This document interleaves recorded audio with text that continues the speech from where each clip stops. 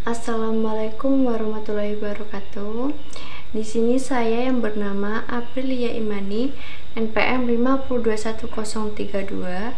Di sini saya akan menjelaskan tentang memahami proses pembelajaran berdasarkan standar proses K13 dan kurikulum merdeka.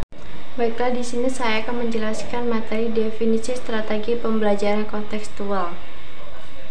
Pembelajaran kontekstual adalah pembelajaran yang menekankan pada kaitan antara materi yang dipelajari dengan kondisi di kehidupan nyata, yang bisa dilihatkan dianalisis oleh peserta didik. Artinya, saat kegiatan pembelajaran berlangsung, peserta didik seolah bisa merasakan dan melihat langsung aplikasi nyata materi yang sedang dipelajari. Adapun contoh pembelajaran kontekstual di kelas adalah yang pertama,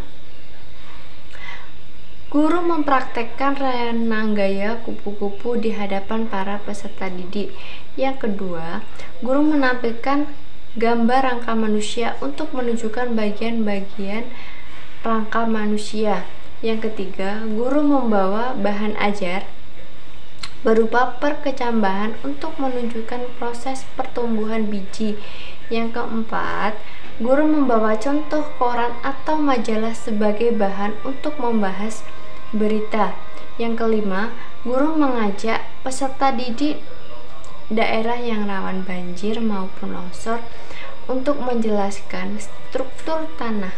Kemudian, tujuan pembelajaran kontekstual dan manfaatnya. Yang pertama, tujuan metode pembelajaran ini adalah sebagai berikut, yaitu meningkatkan ketertarikan peserta didik untuk senantiasa belajar sehingga mereka bisa mendapatkan pengetahuan yang bersifat fleksibel dan aplikatif dalam kehidupan sehari-hari. Kemudian, untuk memperbaiki hasil belajar peserta didik melalui peningkatan pemahaman makna materi yang sedang dipelajari. Kemudian manfaat metode pembelajaran ini bagi peserta didik adalah sebagai meningkatkan kemampuan peserta didik untuk berpikir secara kritis, logis, dan sistematis. Kemudian yang kedua, pemahaman yang diperoleh peserta didik bisa bertahan lebih lama karena memahami dengan menerapkan. Yang ketiga, peserta didik bisa lebih peka terhadap lingkungan sekitar. Yang keempat, meningkatkan kreativitas peserta didik berkaitan dengan permasalahan yang ada di sekitar yang disesuaikan dengan keilmuan yang didapatkan. Kemudian langkah-langkah pembelajaran kontekstual. Adapun langkah-langkahnya yaitu yang pertama, mengenalkan sosok atau figur yang terkait dengan mata pelajaran yang diajarkan.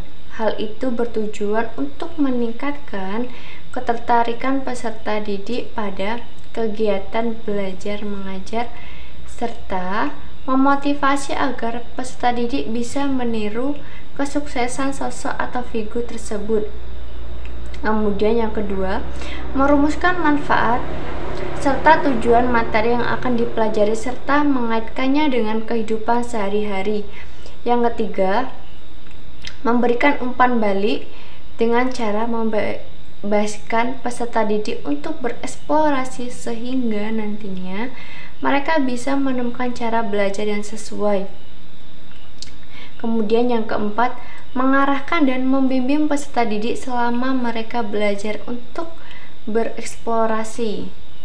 Kemudian kelebihan dan kekurangan kontekstual.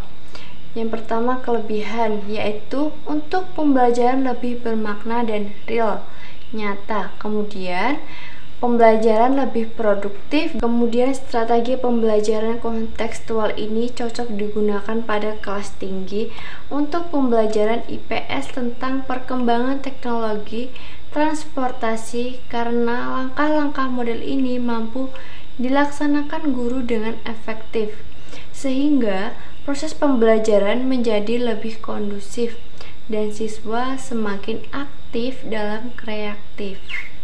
Baiklah, hanya ini yang dapat saya sampaikan. Saya akhiri. Wassalamualaikum warahmatullahi wabarakatuh.